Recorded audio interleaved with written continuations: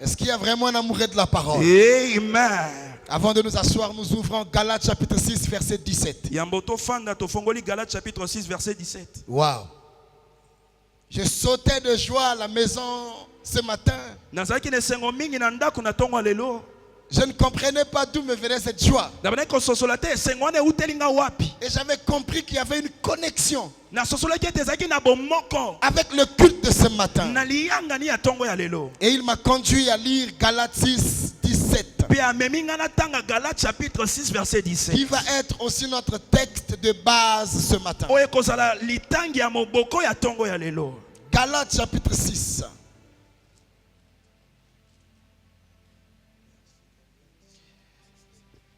Verset 17. Je vais lire 3 versions. Est-ce que quelqu'un a la version Louis II avec lui? D'accord. Celui qui a Louis II va prendre Louis II. Est-ce que quelqu'un peut retrouver la version Martin? Version Martin, dans votre portable, vous pouvez la voir. Et est-ce qu'une autre personne peut trouver la version Darby? J'ai aimé chaque version, la manière dont elle exprimait la pensée du Seigneur. On va lire dans Louis II au nom de Jésus-Christ. Amen. Que personne désormais ne me fasse de la peine. Que personne désormais ne me fasse de la peine. Car je porte sur mon corps. Je porte sur mon corps. Mes entrailles ont tressailli ce matin. Quand le pasteur parlait de la marque de Jésus sur nous. Il dit, mais le pasteur est en train de toucher ma prédication. C'est le témoignage de l'esprit. La version Martin dit ceci. Version Martin au reste, que personne ne me donne du chagrin. Car je porte en mon corps les flétrissures du Seigneur Jésus. La version Darby dit ceci. Désormais, que personne ne vienne me troubler. Parce que je porte en mon corps les marques de Jésus. La différence la partie me faire de la peine. Lui second dit ne me fais pas de la peine. Martin dit ne me donne pas du chagrin. Darby dit ne viens pas me troubler. Pour ce qui concerne Jésus, s'il te plaît, pour ce qui concerne Jésus, c'est-à-dire au sujet de tous les problèmes de la vie, tu peux m'expliquer, tu peux me troubler, mais d'abord, pour ce qui concerne Jésus, ne me dérange pas, ne me trouble pas et ne me porte pas du chagrin. Que Dieu nous bénisse. On peut s'asseoir sur nos ennemis. Non, tu t'es bien assis sur tes ennemis ce matin. Alors, la vie chrétienne, c'est une histoire d'amour. C'est une histoire de rencontre. La vie chrétienne est une histoire de rencontre. Une rencontre qui débouche de l'amour.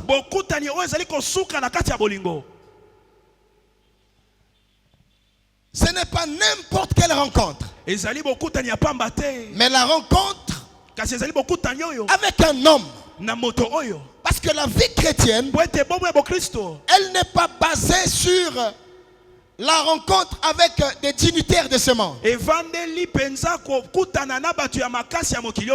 réelle rencontre avec la personne de Jésus-Christ. Et de cette rencontre naît une histoire. victoire. De cette rencontre va naître une marche. Mais une marche basée sur une relation d'amour. Lui étant le premier à nous aimer, nous devrons encore l'aimer bien plus. Ainsi, dans une église en bonne santé, Jésus est le centre de tout. Jésus est le moteur de tout. Il n'y a pas un livre à côté qui est égal à la Bible. Et il n'y a pas un homme qui soit à peu près égal à Jésus. Non.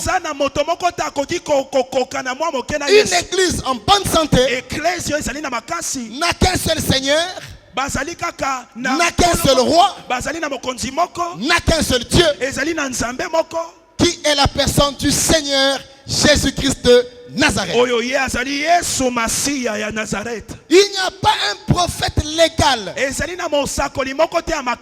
qui soit au même titre que Jésus. D'ailleurs, Jésus-Christ est le sujet principal de la Bible. De la Genèse à l'Apocalypse, le sujet principal, c'est Jésus. Depuis le jardin d'Éden jusqu'à l'Apocalypse, quel que soit le mot, quelle que soit la forme, Jésus est le sujet principal. Pourquoi il est le sujet principal? Parce que Jean 1 nous explique qu'au commencement était la parole, et cette parole était avec Dieu, et cette parole était Dieu, et cette parole, dans Jean 1 verset 14, il est écrit, et la parole s'est faite chair. La parole annoncée par des prophètes, annoncée dans l'Ancien Testament, a eu un jour le temps de devenir chair. Et cette parole est rentrée dans le ventre d'une femme vierge, et ainsi la parole est née, et la parole a grandi. Et les gens qui prétendaient connaître la parole, les gens qui prétendaient vivre avec la parole, les gens qui montraient aux autres qu'ils connaissaient la parole, la parole qu'ils lisaient, la parole qu'ils prêchaient, s'est présentée devant eux. Personne n'a pu reconnaître la parole, parce que la parole était devenue chair, et la parole était au milieu des hommes. Elle est venue chez les siens, et les siens ne l'ont point reconnu. La parole était la vie des hommes. La parole de Dieu, c'est la personne de Jésus-Christ de Nazareth. Et autant de sujets ont été développés sur la terre, autant de références, autant de célébrités, autant de personnages sont venus sur la terre. Ils ont fait du succès, ils ont régné, mais pas au même titre que le nôtre. Le nôtre a eu un parcours exceptionnel.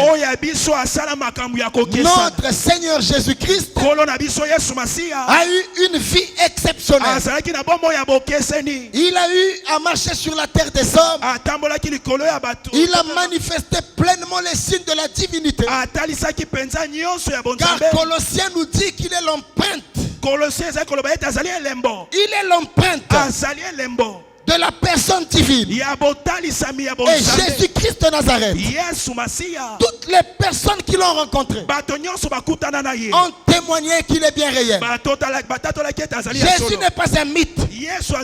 Jésus n'est pas une histoire, mais c'est une personne réelle qui a traversé le temps, qui a rencontré la mort, dont même la mort n'a pas pu retenir.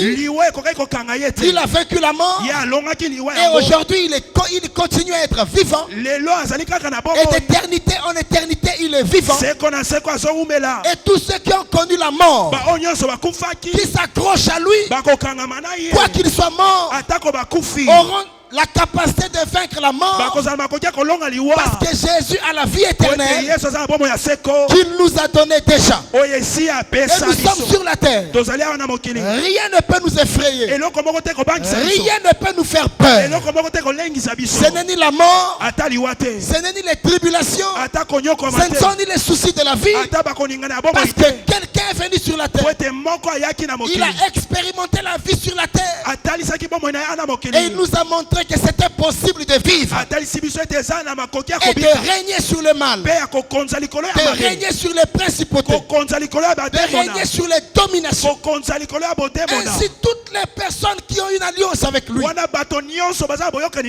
qui l'ont reçu dans leur vie, il a fait de leur vie son trône. Il a fait de leur vie sa demeure. Et donc, quelquefois je me dis, Christ ne vit pas seulement au ciel, mais il vit bien en moi. Et si Christ vit en moi, donc on ne va plus continuer à chercher un Christ ailleurs, parce que je suis désormais un canal par lequel Christ se révèle au monde.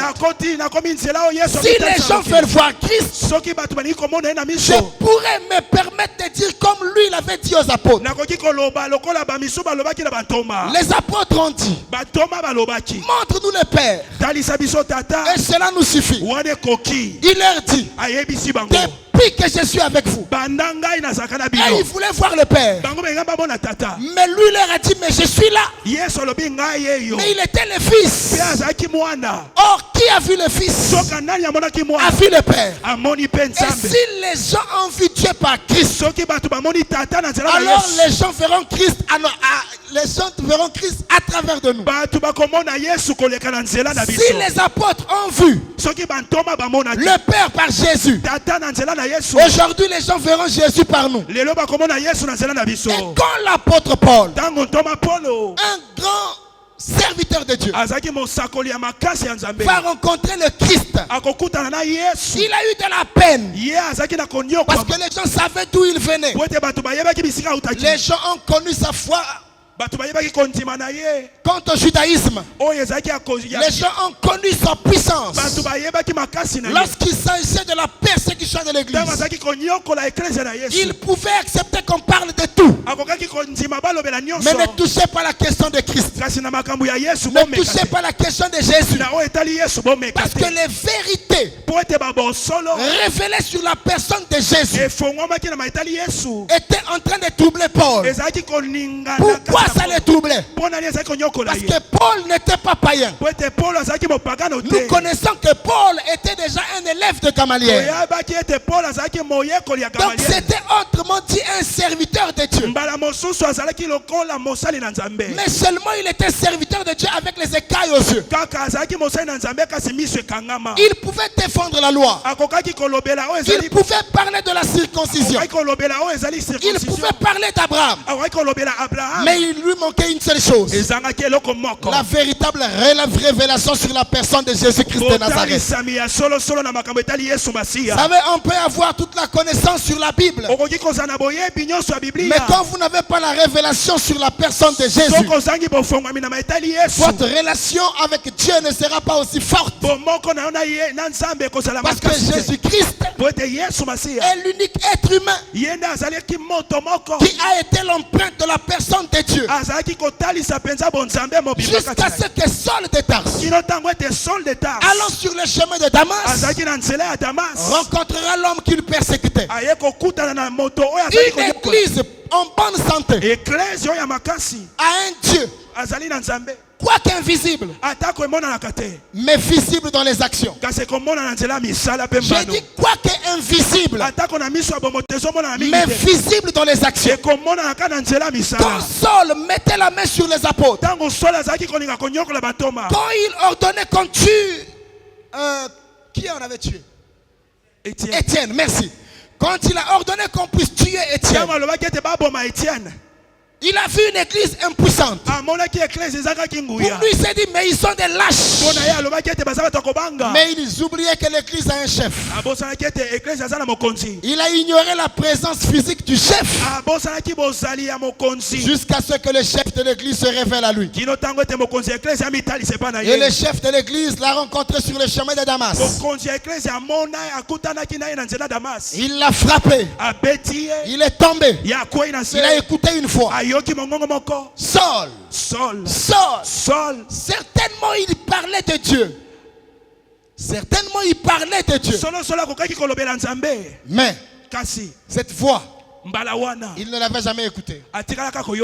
Une voix authentique qui lui dit clairement, pourquoi tu me fais du mal? Mais lui il pensait faire du mal aux êtres humains. Or il oublie que le Christ dit, qui vous reçoit m'a reçu. Amen. Donc qui vous fait du mal me fait à moi du mal.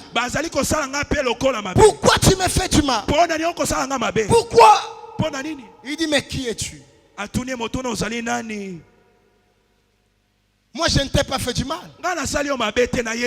Toi qui me parles, qui es-tu? Je suis Jésus que tu persécutes. Mais non, moi je ne t'ai jamais persécuté. Il y a quelque temps on t'a crucifié. Et moi je n'ai même pas porté la pointe. Moi je n'ai pas participé à ta crucifixion. Comment tu me dis que je te persécute? Il dit, mais quand tu l'as fait à l'un de ses plus petits, c'est à moi que tu le fais. Parce que ces hommes m'appartiennent. Ces femmes m'appartiennent. Quand tu me touches, quand tu les touches, tu m'as touché. Et ainsi Saul va comprendre que l'église n'était pas seule. Que l'église avait un propriétaire. Que l'église avait un maître. Que l'église avait un chef qui pouvait la défendre. L'église n'avait pas besoin des armes pour sa défense. Parce que son maître est capable de la défendre. Et il est capable d'aller attaquer depuis la source. Le véritable problème. Et quand Saul a rencontré le Christ, toute sa vie avait complètement changé. Toute sa vie avait été influencée par cette rencontre. Toute sa vie, il n'avait désormais qu'une seule foi. Une seule foi. Jésus. Une seule fois en Jésus, un seul métier, proclamer Jésus, témoigner Jésus, le faire connaître à l'humanité. Même là où les apôtres ne voulaient pas aller, l'amour qu'il avait pour le Christ le contraignait désormais de prendre des risques. Parce qu'il se disait que Jésus, c'était la plus belle chose qui lui serait arrivée dans la vie. Pour ne pas chosifier le Seigneur, ce serait la plus belle rencontre qu'il aurait connue dans sa vie. Ainsi donc, lorsque Christ est rentré dans sa vie, il n'avait plus le choix que de connaître Christ, de le connaître en profondeur. Lui-même il va dire, tout ce qui était pour moi comme un gain, les relations que j'avais qui étaient pour moi comme un gain,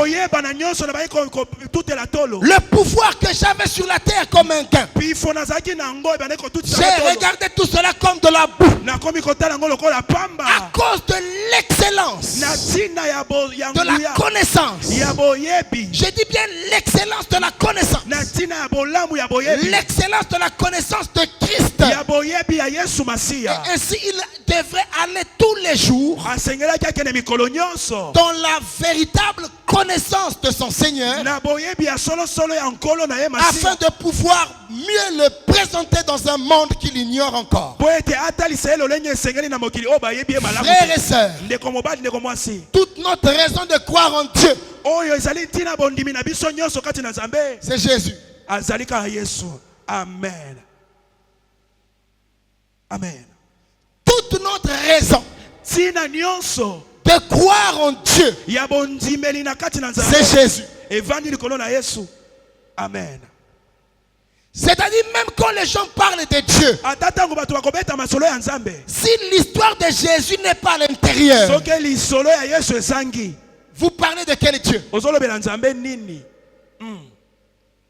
Si Jésus n'est pas à l'intérieur, vous avez quelle foi? Quelle foi est la foi en quel Dieu? Dieu n'est pas trois. Dieu est un. Manifesté dans trois formes. Dieu est une personne qui est venue sur la terre en la personne de Christ. Et il a marché sur la terre. Les gens l'ont vu. Les gens l'ont écouté. Les gens l'ont touché. Cette personne de Jésus-Christ est la plus belle représentation que jamais les prophètes de l'Ancien Testament n'ont vu.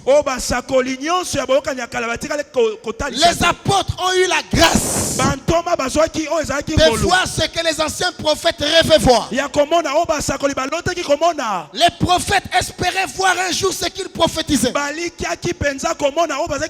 Mais toi et moi, nous sommes heureux de vivre avec ce que les prophètes avaient vu de loin. Amen.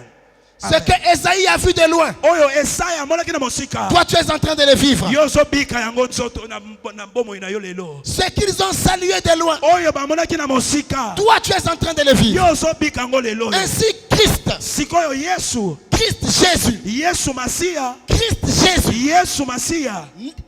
Jésus, notre sujet principal, le consommateur de notre foi. J'aimerais ce matin parler de quelques grandes choses qui ont impacté ma vie sur la personne de Jésus.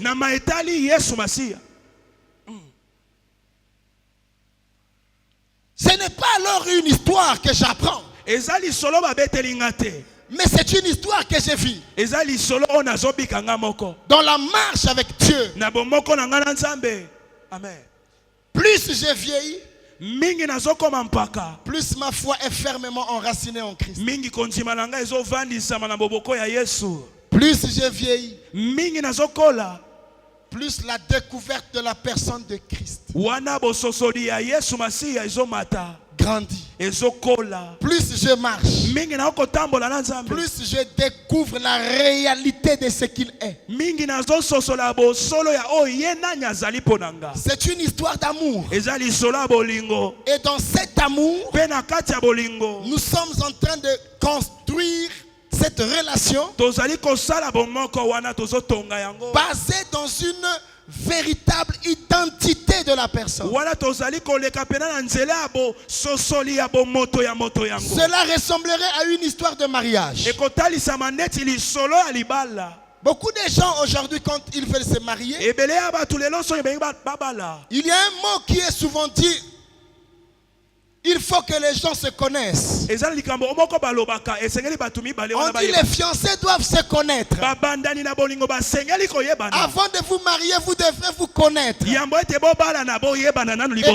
on fait 5 mois de fiançailles. On fait une année de fiançailles. Pour certains aussi on fait 10 ans de fiançailles. Bon, j'ai aussi rencontré un couple qui a fait 24 ans de fiançailles. Là n'est pas un problème. Mais le problème se base sur la connaissance du partenaire. Et quand les gens se marient, après un autre jour, on va écouter quelqu'un dire: je ne savais pas que tu étais comme ça. Ah bon, tu ne savais pas que tu étais comme ça? Donc tu pensais que c'était comment? Et pourtant on a appris à se connaître lorsque nous étions fiancés. Mais au fur et à mesure qu'on marche dans une relation, on finit par comprendre que l'être humain sera toujours surpris de découvrir l'autre dans un domaine ou dans un autre.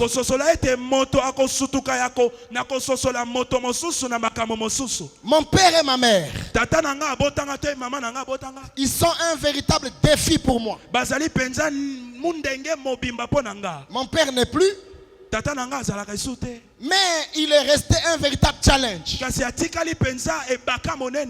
Parce que ils se sont mariés avec ma mère. Et ils ont fait 50 ans de mariage. 50 ans, pasteur. 50 ans, 51 heures. La mort les a séparés. Depuis que j'étais né, jusqu'à ce qu'on grandisse, je n'ai pas vu mon père et ma mère se battre. Je n'ai pas vu ma mère plier bagage et aller un jour chez les parents parce qu'il y avait des problèmes. J'ai vu une véritable amitié entre les deux. Ma mère était analphabète.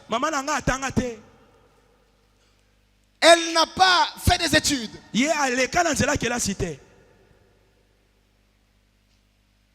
Et lorsque mon grand frère s'est marié, 2 mois après le mariage, ma belle-sœur est partie chez ses parents. Je suis allé voir mon père. J'ai dit: papa, depuis que nous sommes nés, maman n'est jamais partie. Mais à peine Emmanuel est rentré, elle repart déjà. Alors explique-moi, c'est quoi les secrets? Comment vous avez réussi à vivre un mariage en paix? Voici la réponse de mon père. Il dit: parce que tous les jours, j'ai appris à voir votre mère comme une nouvelle femme que je dois étudier chaque jour. J'ai dit: je ne comprends pas, papa.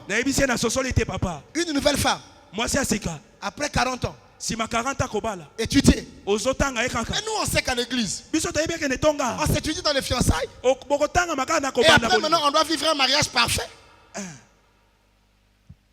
Amen.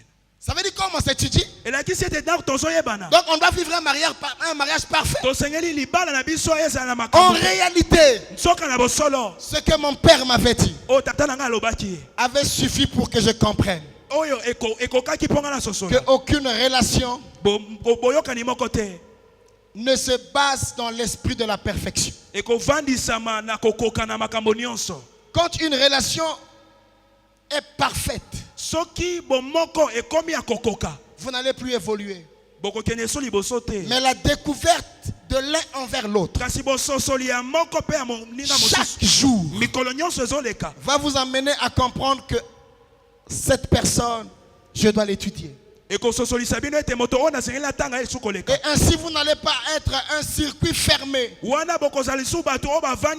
vous allez avoir un esprit ouvert pour comprendre que je peux être surpris d'une attitude, mais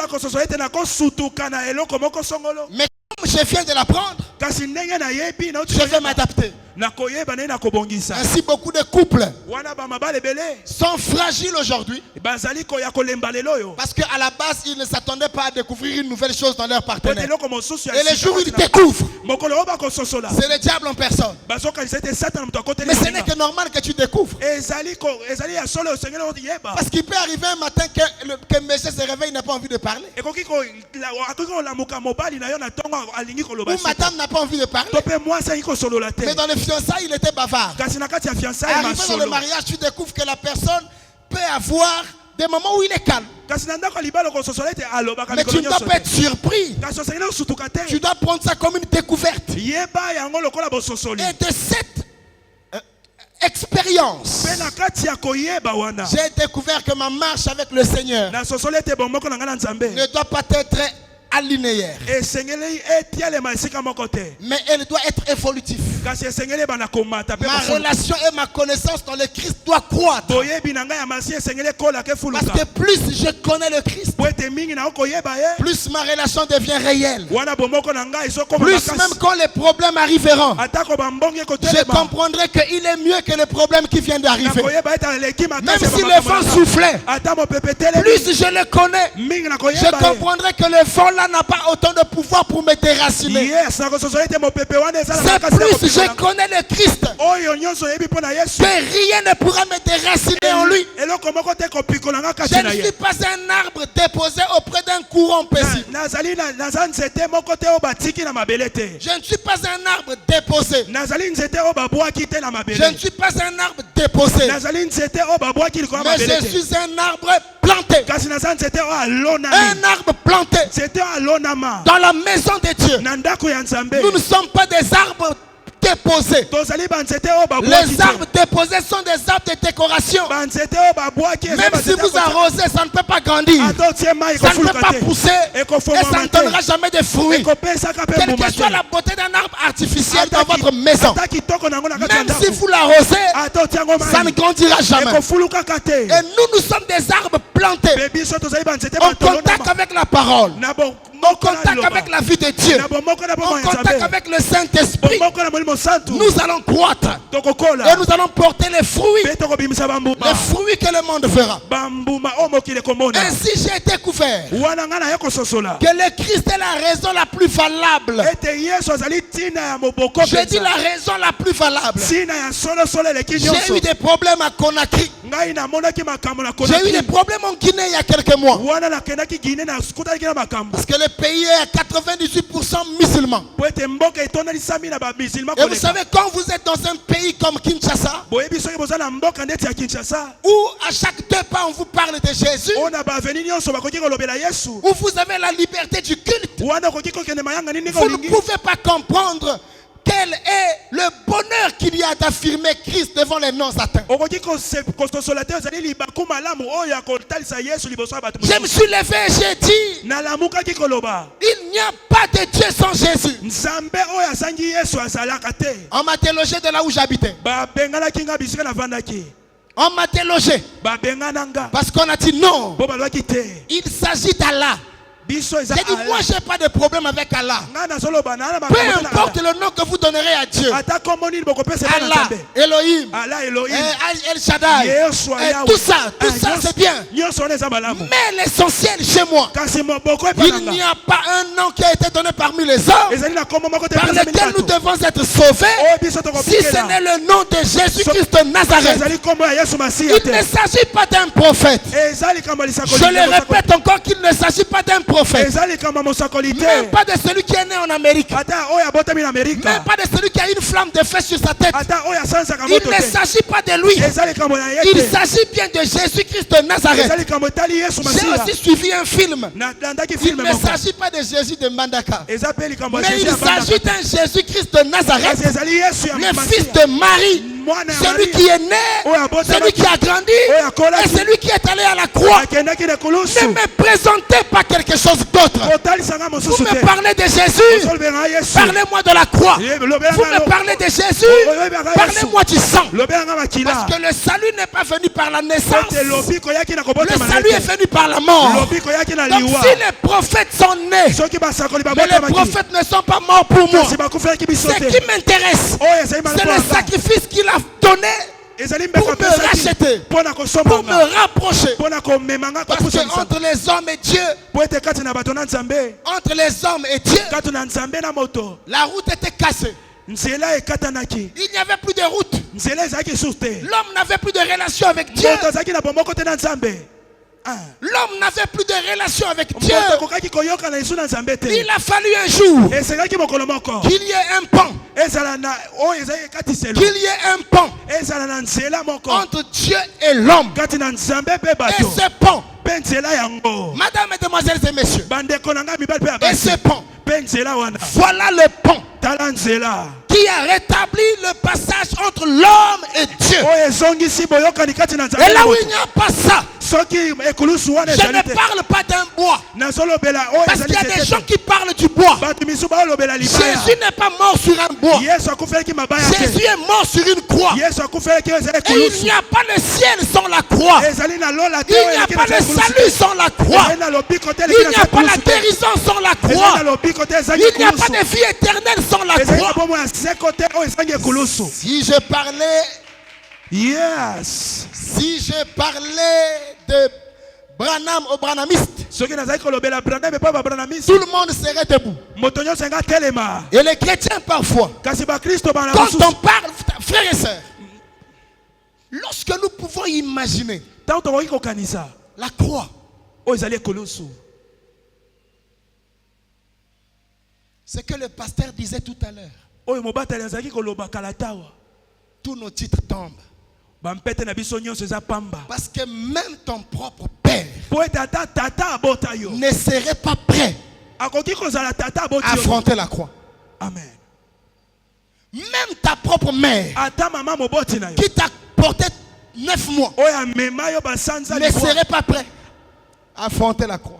Il peut tout expliquer, mais vivant, se donner. Comme Pilate lui disait, ne sais-tu pas que j'ai le pouvoir de t'ôter la vie et de te la remettre? Il dit, tu n'as même pas le pouvoir. Le Fils de l'homme, on ne l'a pas pris. Il s'est livré. Il s'est livré. Ça veut dire avec âme et conscience. Il savait que là il va mourir. Mais il n'a pas fui. Il s'est livré. Parce qu'il savait que c'était l'unique moyen pour que les hommes qui étaient loin de Dieu puissent repartir à leur Père, puissent repartir à leur Dieu. Jésus-Christ de Nazareth, en allant à la croix, était en train de faire la chose qu'aucun gouvernement ne fera jamais pour son peuple. Aucun gouvernement ne peut mourir pour toi. Je respecte les chefs d'État, mais ce que je ne peux pas attendre d'eux, c'est le salut, parce qu'ils n'ont pas le pouvoir de me sauver. Je dis bien, ils n'ont pas le pouvoir. Non, je comprends qu'ils ont le pouvoir chez toi, mais chez moi ils n'ont pas le pouvoir. De toutes les façons, ils n'ont pas le pouvoir ni de me détruire, ni de m'arrêter. Parce que même s'il m'arrêtait, celui qui est en moi est plus fort que celui qui est dans ses membres. Je parle de Jésus-Christ de Nazareth, l'homme qui a brisé les sceaux en main. Amen. L'homme qui a brisé les sceaux en main, les chaînes, la mort a retenu les forts. Mais quand c'était son tour, même la mort n'a pas pu le retenir. La mort a dit, je reçois des gens, mais cette catégorie, ça c'est une autre chose. Ça c'est quel type de personne? Quand on enterre quelqu'un, on jette la terre sur lui, et il n'y aura jamais un seul mouvement. De génération en génération, cet endroit sera une tombe. En bas il y aura les ossements. Mais ce jour-là, il n'a fait à peine que 2 jours. La terre et ses entrailles étaient informées qu'il y a un sujet étranger ici. La terre était informée qu'il y a un sujet étranger ici. La Bible dit la terre bougea ses entrailles. La terre a bougé. Il y a eu tremblement de terre ce jour-là, simplement parce que quelqu'un était à l'intérieur. Et la terre n'a pas pu le retenir. La terre était obligée d'ouvrir la bouche. La terre a ouvert sa bouche. La terre qui a avalé les rois, la terre qui a avalé les présidents. Ce jour-là c'était autre chose. Mon frère, tu ne connais pas la puissance de la résurrection. Si tu connaissais ce que c'est la résurrection, essaye de penser un peu à tous tes parents qui sont morts. Tu vas comprendre c'est quoi la résurrection. Parce qu'il y a des mots quand on les dit, on ne pèse pas. Compte le nombre de tous ceux que tu as connus qui sont morts. Pourquoi tu ne les revois plus? Parce que la mort a eu la puissance de les retenir. Maintenant, vaincre cette chose et que la mort te laisse sortir vivant. Et tu ne sors pas vivant en cachette. Il sort vivant devant ceux qui l'ont tué. Oh, l'histoire de l'évangile est belle. Amen. L'histoire de l'évangile est belle. Amen. C'est-à-dire tu m'as tué. Tu as cru que tu as fini avec moi. Oh, tu n'as essayé. C'était qu'une tentative. J'aimerais dire à quelqu'un ce matin, si quelqu'un avait pris une tombe et dans laquelle il avait déjà mis ta vie, mis ton nom, mis ton avenir, laisse-moi te dire que la résurrection aura lieu devant lui, parce qu'il va comprendre qu'il y a une catégorie de gens qu'on ne touche pas, il y a une catégorie de gens qu'on n'enterre pas. C'est pour cela que quand Lazare est mort,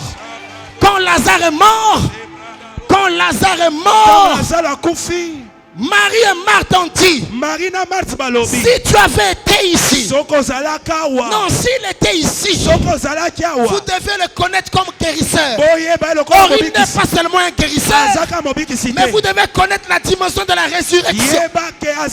Il a fallu que les problèmes s'aggravent. Il a fallu que le problème s'empire jusqu'à ce que les gens sachent. Marie lui a dit, oui, tu dis qu'il ressuscitera. Mais au dernier jour, ils ne savaient pas, ils avaient affaire à qui. Il dit, où est-ce que vous l'avez mis? On lui a montré la tombe. Il arrive devant la tombe. Il se met à pleurer. Les gens qui ignoraient, ils avaient affaire à qui? Ils ont commencé à parler. Mais s'il fallait pleurer, il fallait venir quand il y avait la veille. Pourquoi on a enterré? Il sent déjà mauvais. Et toi tu viens pleurer. Et d'autant plus, c'était ton ami. Ça c'était l'amitié. Mais les gens oubliaient que pour lui l'amitié compte. C'est un ami fidèle. Amen. L'unique qui est capable de te suivre même là où tout le monde a dit c'est fini pour lui. Je suis ce matin en train de parler de Jésus. Jésus notre star. Amen. Yes. Hallelujah. Frères et sœurs, Jésus est la vérité. Je dis bien, il est la vraie vérité. Amen. De la raison que toutes les religions ignorent. Il est la vérité. De la raison que toutes les religions ignorent. Vous voyez les religions, ils condamnent Christ. Ils le gardent au titre d'un fils. Parce qu'ils n'ont pas de révélation. Jésus est un problème de révélation. Jésus, ce n'est pas mécanique. Toutes les religions. À l'époque, quand j'étais petit, chaque le 24 décembre, nous on partait assister à la naissance d'un bébé. Et on nous montrait comment le bébé est né. Jésus n'a plus besoin qu'on voie comment il était né. Lui, il était déjà né. Mais maintenant, il veut nous voir naître. Yes. Allez-y dire à quelqu'un qu'on n'a plus besoin de voir comment Jésus était né. Parce que lui était né, il est mort, il est ressuscité. Maintenant il attend un nouvel naissance. La religion ignore Jésus. Ils ont ignoré Jésus.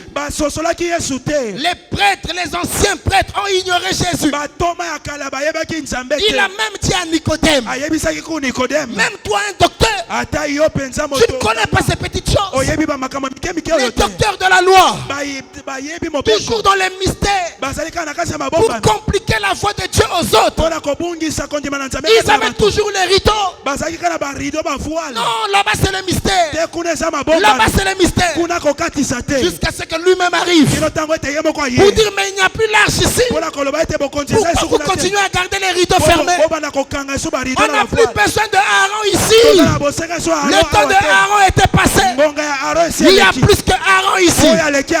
Il fallait que lui-même monte. Et quand il est monté, le voile du temple se déchira pour que tout le monde regarde que Dieu est venu pour tout le monde. Frères et sœurs, Jésus-Christ est la partie de Dieu cachée, révélée aux hommes. Amen.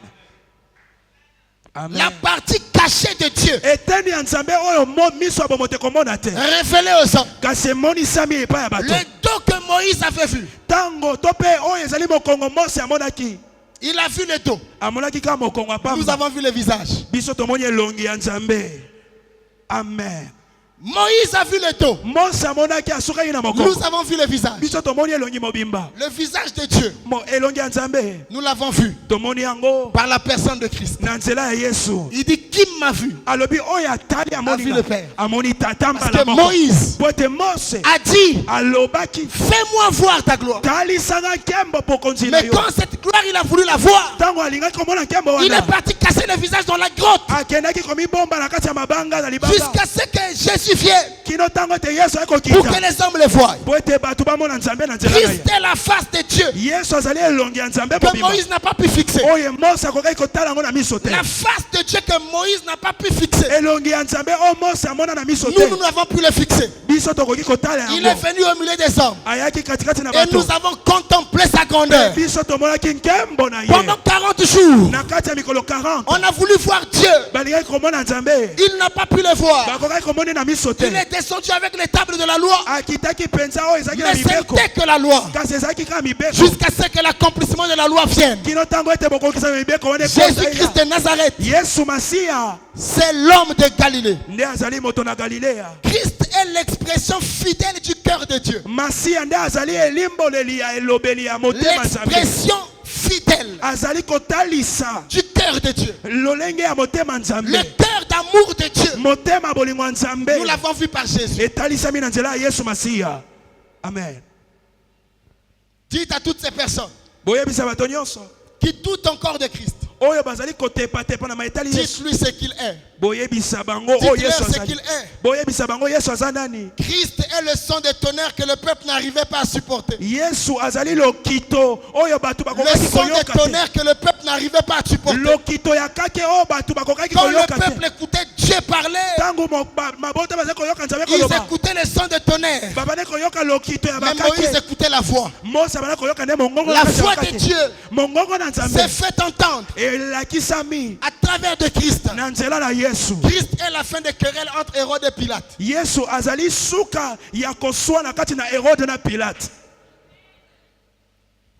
Wow. Christ est la fin des querelles entre Hérode et Pilate. Vous savez, quand on parle de l'adoration, l'adoration est une expression d'amour. Parce que naturellement, quand vous aimez, vous devenez poète sans avoir fait la littérature. Vrai ou faux? Vrai. Vrai ou faux? Vrai. Vous commencez à écrire des poèmes alors que vous n'avez pas fait la série A. Vous n'êtes pas un littéraire, mais vous devenez amoureux. Et l'amour fait de vous le poète. L'amour que nous avons pour Dieu fait de nous des adorateurs. Mais il n'y a pas d'adoration sans poésie. Parce que la poésie, c'est l'art de créer. Or, quand on est poète, c'est la capacité de rendre beau les choses et de dire belles les paroles au sujet de ce qu'on aime. Je suis écrivain parce que j'aime Jésus. Je n'ai jamais fait série A. Je n'ai jamais fait littérature. Jamais de la vie. Mais l'amour de Jésus dans mon cœur a mis de l'encre dans ma plume.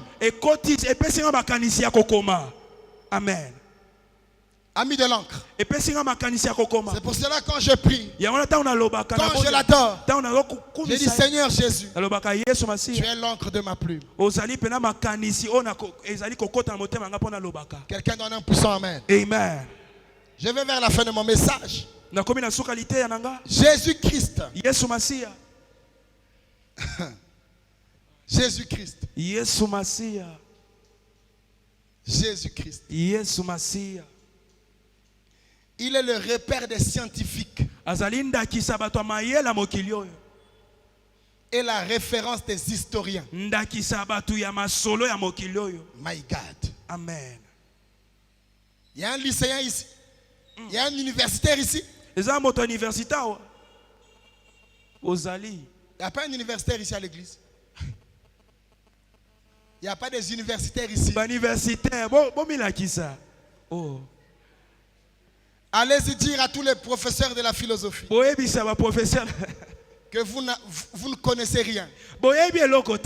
Parce que Jésus-Christ est le repère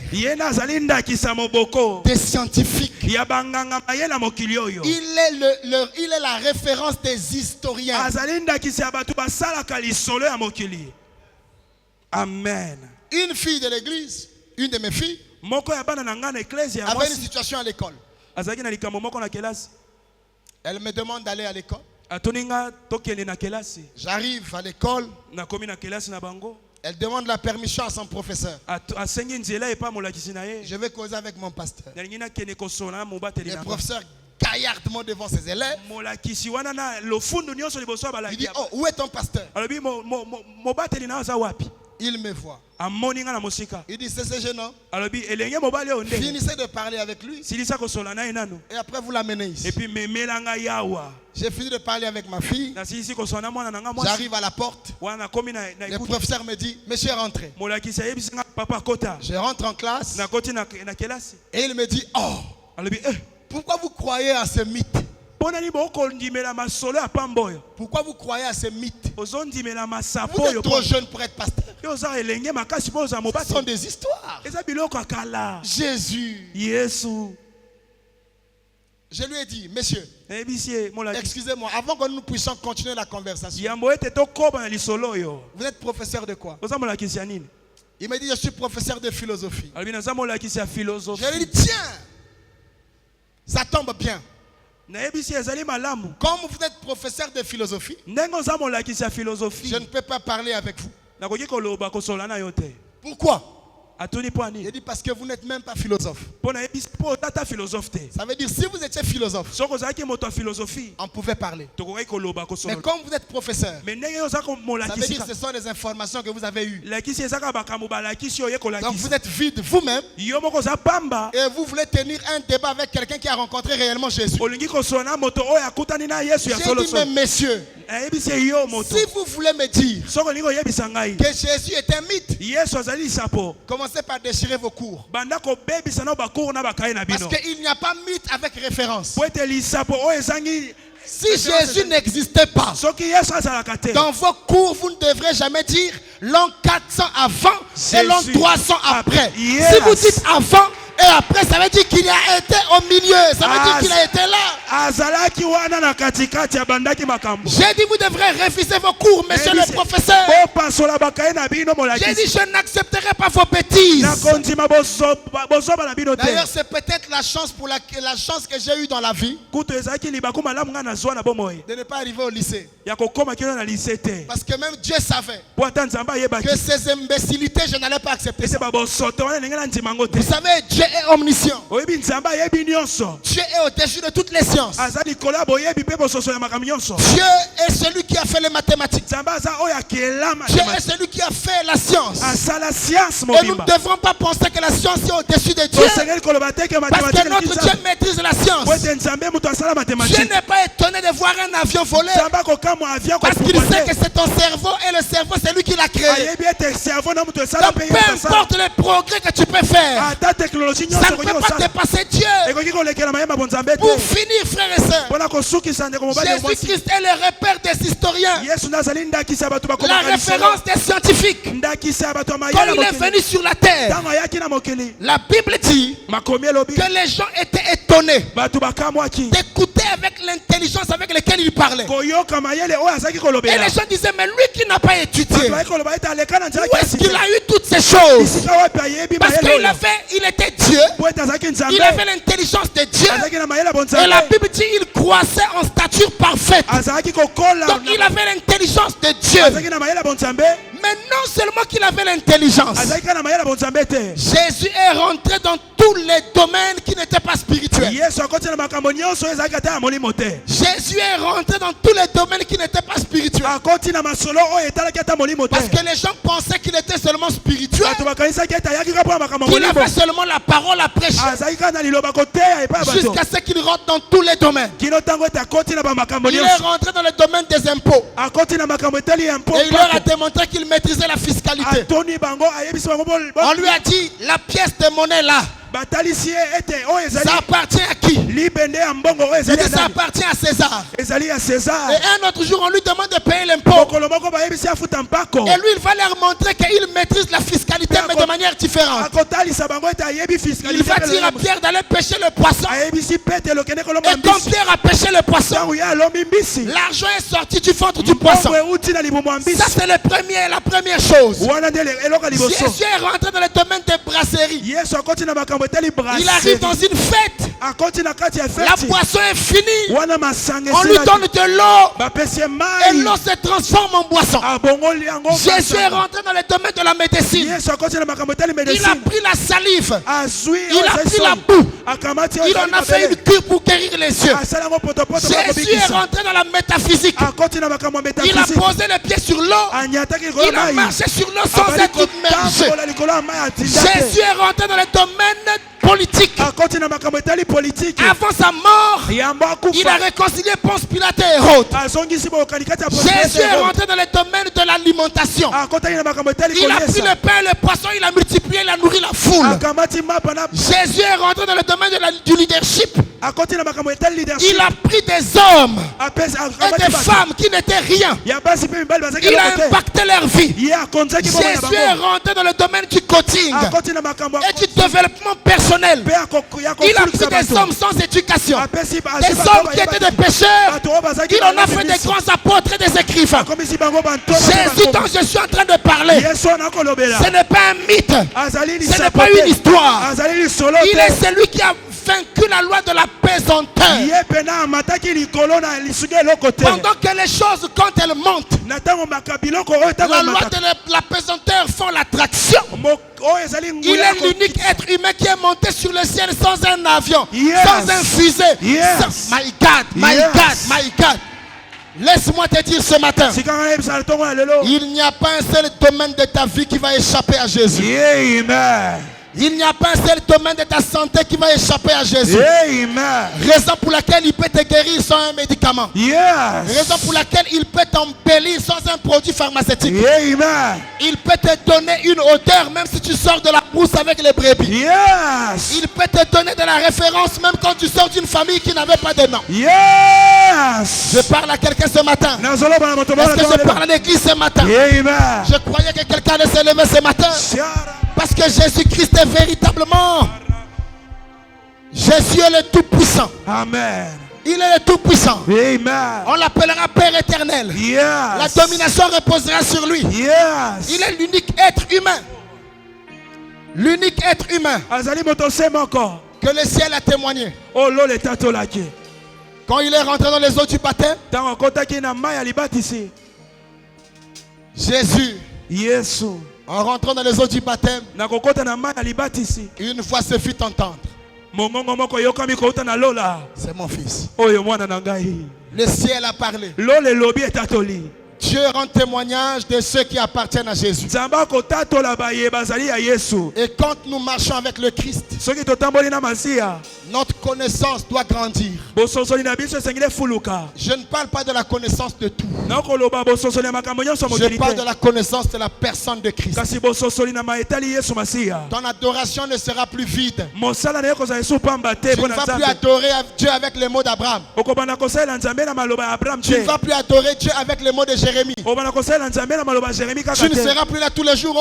Oh Dieu d'Abraham. Oh Jéhovah Jireh. Oh Jéhovah Tidkenu. Non, ça c'est les autres. C'est leur expérience. Toi dans ta relation, comment tu le vois? Qu'est-ce que tu comprends? Qu'est-ce que tu entends? Qu'est-ce que tu as vécu? Job a dit, mes oreilles ont entendu parler de toi. Mais maintenant, mes yeux t'ont vu. Nous devrons laisser Jésus de l'histoire. Nous devrons enlever la Bible de sa page imprimée et devenir des sujets de marketing de Jésus. Ne voyons plus l'église comme l'église, mais voyons l'église comme une agence de marketing. J'ai dit comme une agence de marketing. Je suis devenu le média de Jésus. Pasteur, quand je suis dans ma chambre, avant de sortir, je saute. Je dis, je suis le média de Jésus. L'humanité célèbre Dieu aujourd'hui.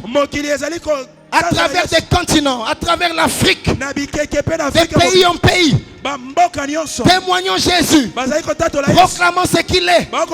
Dans la vérité. Dans la puissance. Et quand il est élevé, il élève des hommes. Quand il est élevé, il descend sa bénédiction. Il bénit. Quand il est élevé, il est célébré. Raison pour laquelle nous devrons être des agents de publicité. Et l'église, une agence de publicité de notre Seigneur. C'est pour cela que Paul dit, désormais, ne me dérangez pas. Désormais, ne me troublez pas. Désormais, ne me faites plus de la peine. Parce que pour moi et Jésus, ce n'est pas seulement dans le cœur, même sur le corps. J'ai des signes que je porte les marques de Christ. Je n'ai pas un Jésus caché dans la poche, mais j'ai un Jésus visible. Lorsque l'église rendra Jésus visible, Jésus attirera des hommes.